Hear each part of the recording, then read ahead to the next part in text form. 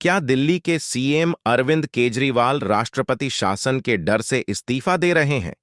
क्या बीजेपी के विधायकों की चिट्ठी से आम आदमी पार्टी डर गई?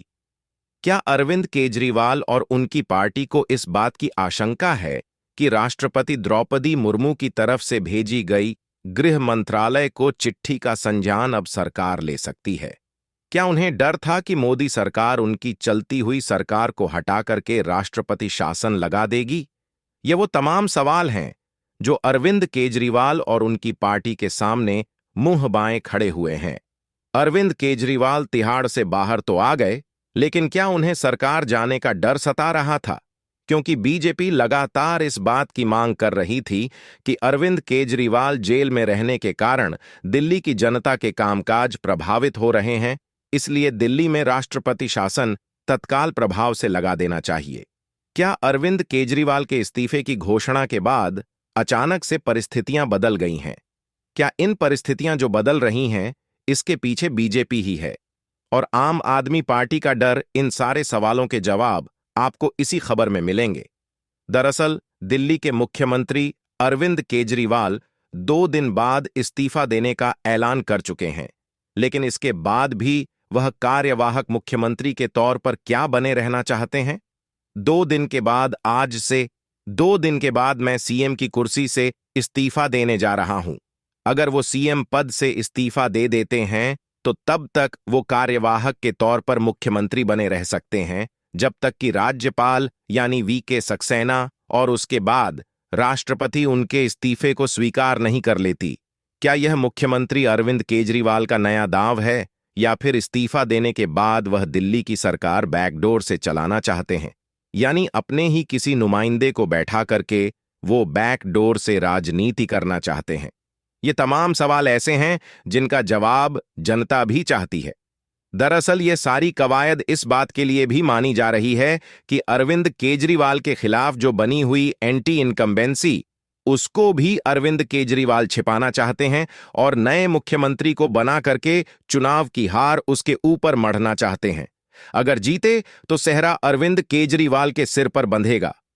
यह बात भी तय है, आम आदमी पार्टी अभी इस बात पर मंथन कर रही है कि यदि मुख्यमंत्री अपने पद से इस्तीफा देते हैं तो उसके बाद उपराज्यपाल वीके सक्सेना के पास क्या संवैधानिक विकल्प होंगे जिसका वह उपयोग कर सकते हैं। इस बात की भी पूरी पड़ताल केजरीवाल की सरकार और आम आदमी पार्टी कर रही है। इसके अलावा इस्तीफा मंजूर होने तक का जो समय लगेगा, उसके बारे में भी केजरीवाल और उनकी पार्टी लगातार मंथन कर रही। वह तमाम संविधान विशेषज्ञ, कानून विशेषज्ञ और अन्य लोगों से इस मामले में राय भी ले रहे हैं। वह अपने पद से इस्तीफा देकर के सीधे नवंबर में चुनाव जाने की तैयारी कर रहे हैं। यह भी बात स्पष्ट हो रही है और यह बयान उनकी पार्टी के नेता भी लगातार दे चुके हैं। लेकिन इस बीच में सबसे बड़ा सवाल एक और है कि क्या अरविंद केजरीवाल विधान न सभा भंग करके राष्ट्रपति शासन नहीं लगवाना चाहते थे? क्योंकि अरविंद केजरीवाल के साथ साथ उनके वरिष्ठ नेताओं ने इस बात का खुलासा कर दिया है, जिसमें संजय सिंह समेत संदीप पाठक तक शामिल हैं। उन्हें इस बात की आशंका थी कि अगर प्रदेश में अरविंद केजरीवाल विधानसभा भंग कर देंगे तो हो सकता है केंद्र सरकार राष्ट्रपति शासन को लंबा खींच दे, जिसके बाद आम आदमी पार्टी के खिलाफ जनता का आक्रोश बढ़ जाए और उसका नुकसान उसे झेलना पड़ सकता है। क्योंकि बीजेपी लगातार इस बात की मांग कर रही थी कि दिल्ली में राष्ट्रपति शासन लगाया जाए, क्योंकि अरविंद केजरीवाल जिद पर अड़े हैं कि वह जेल से सरकार चलाएंगे। लेकिन सुप्रीम कोर्ट ने भी जिस तरह अरविंद केजरीवाल को जमानत तो दे दी, लेकिन उनके पंख बांध दिए, यानी उनके हाथ बांध करके उन्हें छोड़ दिया गया। वो न ऑफिस जा सकते हैं, न किसी फाइल पर साइन कर सकते हैं। ऐसे में आम आदमी पार्टी के लिए भी एक जमानत के साथ साथ नई मुसीबत भी उनका पीछा कर रही थी। क्या इसी से पीछा छुड़ाने के लिए अरविंद केजरीवाल इस स्थिति के नए दांव को खिल रहे हैं? और 48 घंटे में ये जो समय लिया है, उन्होंने इसके पीछे का क्या कारण है? इसके भी सवालों के जवाब अरविंद केजरीवाल के पास ही है। लेकिन केजरीवाल के इस्तीफे की घोषणा के साथ ही यह भी सवाल खड़ा हो गया है कि क्या वह मुख्यमंत्री आवास पर रहेंगे या वह उसे छोड़ देंगे। तो यहां पर भी इसका जवाब यही है, क्योंकि कथित तौर पर मुख्यमंत्री आवास में नियमों की हेराफेरी का बड़ा और अवैध निर्माण का मामला भी उनके ऊपर चस्पा है।